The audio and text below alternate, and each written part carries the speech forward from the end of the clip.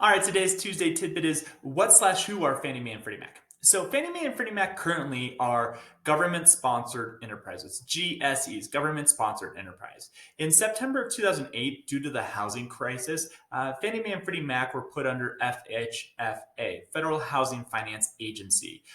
They become at that time government-sponsored enterprises.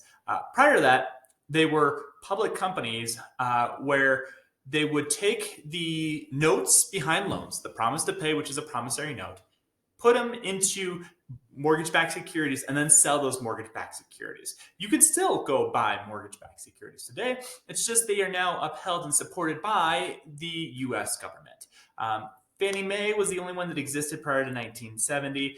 Once Freddie Mac came into existence in 1970, it became kind of a two-headed monster of a secondary market for mortgages. That's really, really good in a lot of ways in that it allows lenders to do things they otherwise wouldn't do. If it wasn't for Fannie Mae and Freddie Mac, for instance, we wouldn't really know or have access to a 30-year fixed mortgage. That was not a loan that really existed prior to Fannie Mae and Freddie Mac coming along.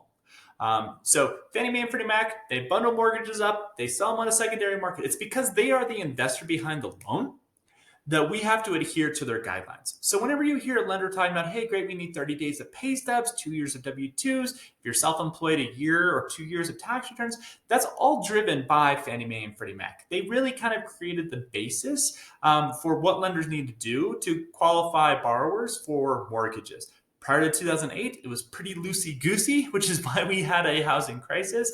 2008, once they were brought under the umbrella of FHFA, they really became a little bit more stabilized, and their guidelines became very much more concrete, consistent, reliable. The loans were no longer just being qualified on what members said or borrowers said, but actually based on documentation. That was in large part due to FHFA pulling Fannie Mae and Freddie Mac, putting them under their control. And since they are now government-sponsored enterprises, we're no longer in a situation where lenders are doing bad loans. So that's who and what Fannie Mae and Freddie Mac are and who they are and what their purpose is. Thanks. See you next Tuesday. Bye.